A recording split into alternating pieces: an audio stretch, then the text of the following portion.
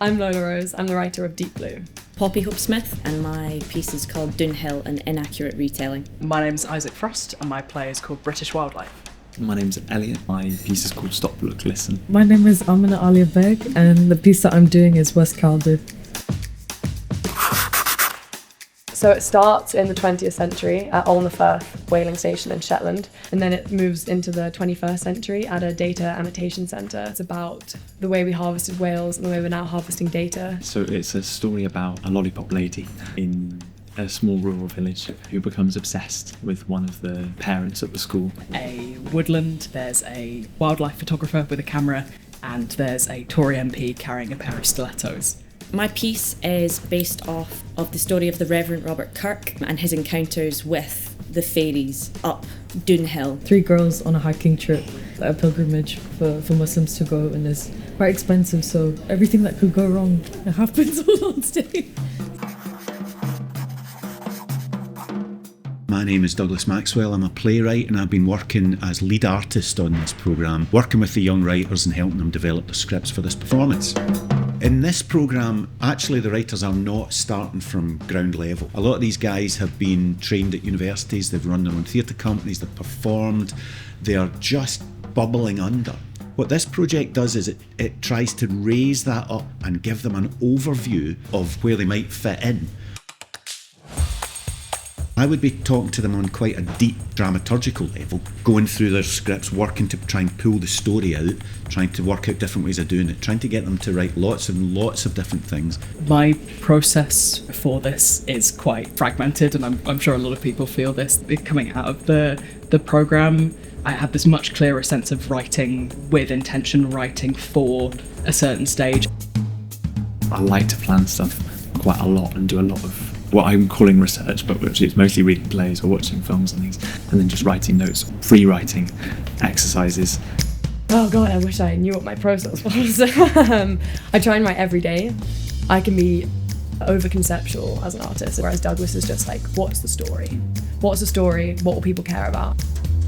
Either I'm locked in a room for a few hours, or it's 2 o'clock in the morning and I need to roll over and put something on my phone because I've had an idea. Throw ideas, see which one fits, and I think it's just like testing jokes, and the program has definitely helped me work out how to be more organised and like have like a skeleton to what I'm writing. I often say this quite a lot, I don't see how it's possible to be unhappy and look at these views. They're all going through the same thing at roughly the same age, at roughly the same part of their life. A lot of times writing is a really solitary thing. Because I live in the Highlands, in quite a rural place, I have very little opportunity to interact with other people who are interested in a similar thing to me. Writing is so solitary, it's great to meet other writers and other directors.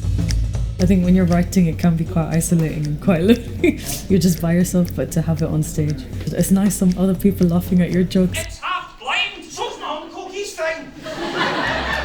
One of the most incredible things for me has been the opportunity to meet so many people who are doing the things that I love, who are making theatre, who are writing or directing or acting. But we've had loads of other professionals come in over this time, other playwrights who work in a completely different way. We've had people talking about writers' rooms, we've people talking about performance, collective work, improvisation, just to slightly broaden that scope for them. We had a wonderful workshop with Steph Smith, who actually, her process on editing I found really helpful.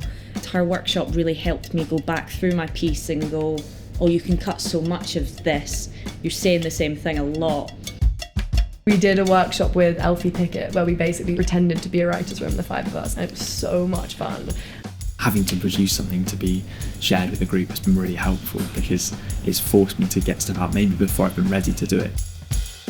The artist that came in to speak to us really just, for me anyway, gave me a confidence to try different things and explore things I'd always wanted to, but I didn't know where to start.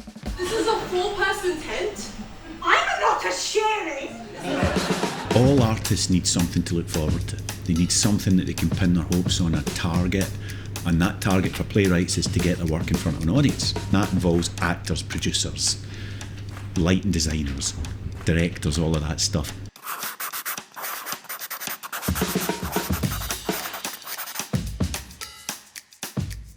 Fiona, who's been directing all the different Trajectories showcases. So We got the chance to talk through the ideas and the scripts, the final drafts kind of specifically with Fiona.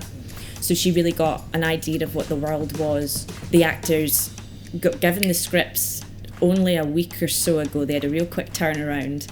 Then this week come in with all their own ideas for a real snappy rehearsal process.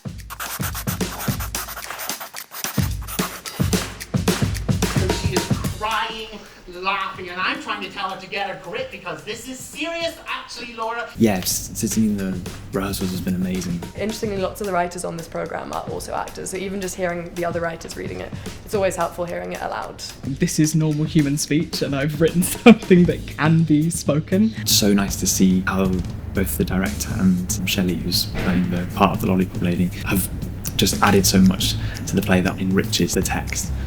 I was having my evening walk up, doing hell, doing hell, please. Here we go again. You can only read it how it would come out in your head, and then it feels like every time I've heard a line, I've gone, oh, that makes a lot of sense. Put them under the pressure of a paying audience in or in more, a big paying audience. The audience dream it up with us. It's a collective game we play. Is the thing it's a taste of the professional life. Yes, I'm so excited to be on the Play a Pie and A Pint stage because I've seen work there and it's always like incredibly tightly written and asks one question and asks it really well. It's been genuinely amazing seeing the actors actually hear it. First of all, it's the relief. I think it was so fresh and new, and I think the stories that we've seen today are really important and from like underrepresented voices in theatre.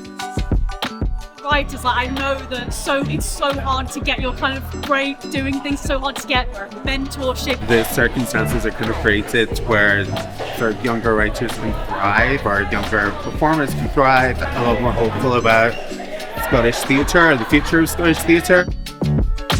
Well, without programmes like Trajectories, I think emerging artists would be stuck being emerging artists probably forever.